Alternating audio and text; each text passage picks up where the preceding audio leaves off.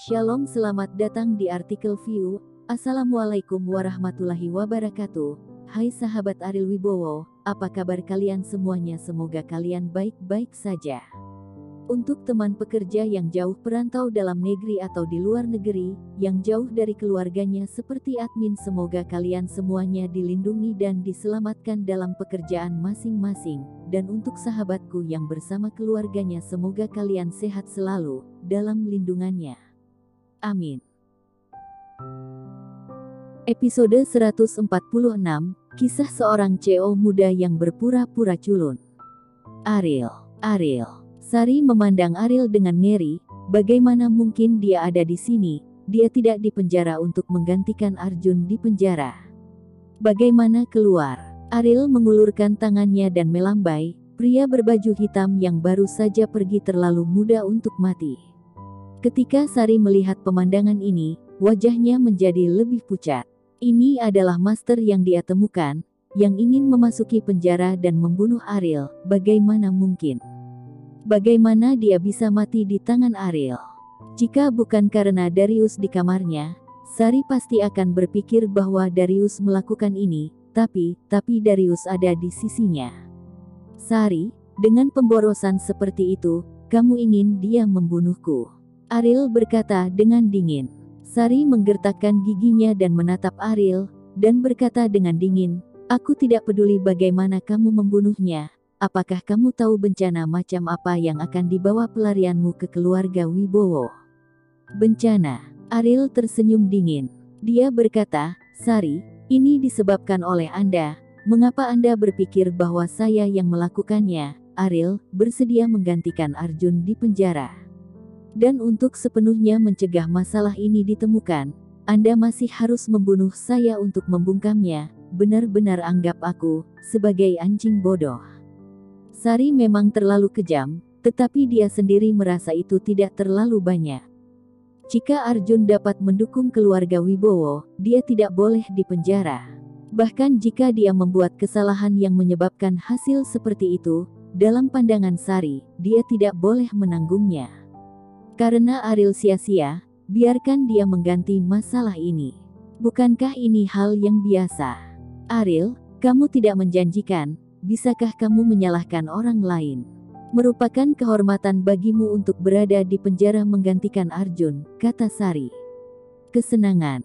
Sari, buka matamu baik-baik dan lihat siapa yang terbuang. Setelah itu, Ariel berbalik dan ingin keluar dari ruangan. Sari cemas ketika dia melihat ini. Jika Ariel tidak kembali ke penjara, dia pasti akan mengganggu pria besar di penjara besok. Pada saat itu, keluarga Wibowo akan membayar harga yang menyakitkan untuk masalah ini. Ariel, aku tidak bisa membunuhmu, tetapi kamu harus segera kembali, kata Sari. Kenapa kamu pikir kamu bisa memerintahku? Kamu tidak memperlakukan aku sebagai cucumu sendiri, jadi aku masih memperlakukan kamu sebagai nenek. Jika kamu ingin aku mati, haruskah aku menerimanya sebagai suatu kehormatan? Sari, kamu di mana? Dari mana kesombongan itu berasal? Dari mana kepercayaan diri itu berasal? Dan dari mana datangnya keberanian itu? Ariel tidak menoleh ke belakang, dan nadanya datar, tetapi sangat dingin. Wajah Sari seperti pucat. Dia tidak berpikir bahwa dia tidak tahu malu. Dia melakukan semua ini hanya agar keluarga Wibowo dapat terus makmur, dan itu agar keluarga Wibowo dapat memperoleh pijakan yang lebih baik di Jakarta. Apa gunanya mengorbankan Ariel demi keluarga Wibowo? Kamu memiliki darah keluarga Wibowo di tubuhmu, apa gunanya berkorban untuk keluarga Wibowo? Kata Sari. Seharusnya bukan aku, tapi dia. Ariel berkata, dan melangkah pergi. Sari meraung panik. Ariel, kemana kamu akan pergi? Kembali padaku. Penjara, beritahu sampah yang sebenarnya. Dan beritahu kamu siapa yang seharusnya jadi pewaris sebenarnya. Sari jatuh sambil menghela nafas lega. Momentum Ariel pada saat ini begitu kuat, bahkan dia merasakan tekanan yang sangat besar. Dia tahu bahwa Ariel tidak dapat diizinkan untuk kembali ke Bandung. Jika tidak, urusan keluarga Wibowo akan terungkap, dan begitu Arjun jatuh ke tangan Ariel, konsekuensinya akan lebih tak terbayangkan. Darius, aku memerintahkanmu untuk membunuh Ariel segera. Sari berkata kepada Darius dengan mata dingin. Darius melirik Sari dengan acuh tak acuh dan berkata, aku berkata, aku tidak akan ikut campur dalam urusan kalian. Darius, Anda adalah pengawal keluarga saya, dan Anda berkewajiban untuk melindungi keselamatan keluarga Wibowo, keluarga dalam bahaya. Apakah kamu masih ingin duduk dan mengabaikannya? Sari berkata dengan marah, kamulah yang membuat keluarga Wibowo berada dalam krisis.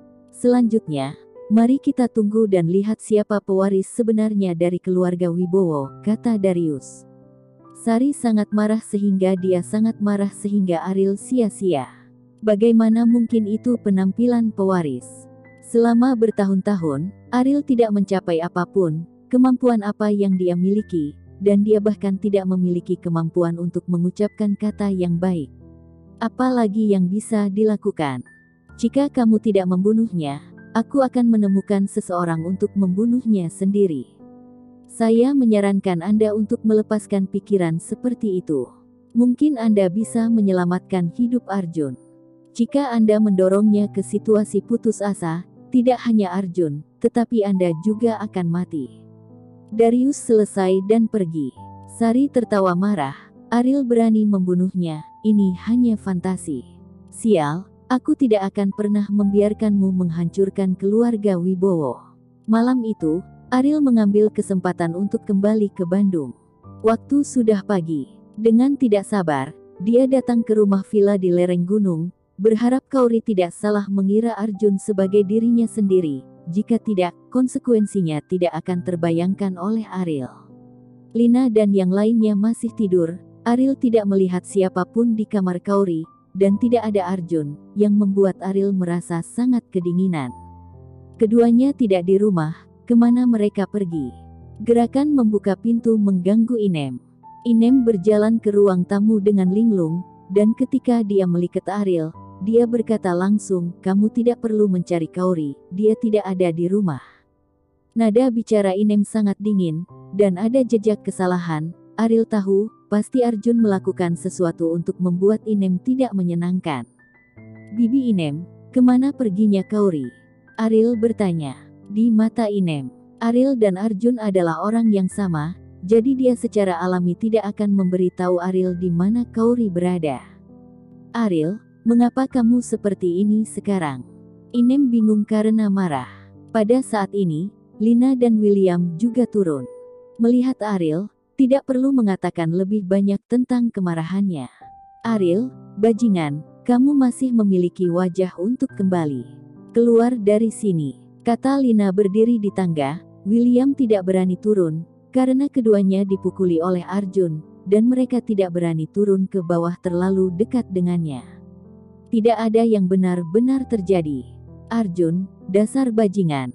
Ariel menarik napas dalam-dalam, tinjunya yang terkepal bergetar. Dia hanya punya satu pikiran sekarang, untuk membunuh Arjun.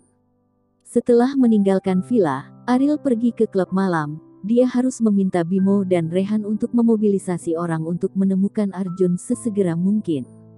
Tidak lama setelah klub tutup, dan Bimo dan Rehan juga tidak beristirahat, karena insiden Ariel, mereka berdua mengalami kesulitan. Bimo, Rehan. Mendengar suara itu, Bimo dan Rehan menoleh pada saat yang sama, tapi jelas dengan ekspresi waspada. Siapa kamu? Tanya Bimo. Saya tidak punya tempat untuk pergi di dunia ini, dan sebotol ada di sini untuk menjadi pemilik saya. Jika Anda tidak membuka pintu, saya takut membeli rokok palsu, kata Ariel. Mendengar ini, Bimo tertegun sejenak, lalu dia melangkah ke sisi Ariel, meninju bahu Ariel, dan berkata, sial, kamu kembali. Siapa orang itu? Aku mendengar dari Kauri, kamu terlihat persis seperti dia. Apakah dia memperhatikan ini? Jika demikian, kemungkinan terburuk belum terjadi. Ada apa? Di mana Kauri sekarang? Ariel bertanya. Bimo menjelaskan masalah ini kepada Ariel, dan juga berbicara tentang Kauri tinggal di rumah Lucy. Setelah mengetahui bahwa Arjun memaksa Kauri, niat membunuh Ariel tak terbendung, tapi untungnya itu tidak benar-benar terjadi. Siapa dia? Tanya Bimo. Saudaraku, namanya Arjun, kata Ariel. Itu benar, Kauri memanggilku dan mengatakan bahwa kemungkinan besar saudara kembarmu.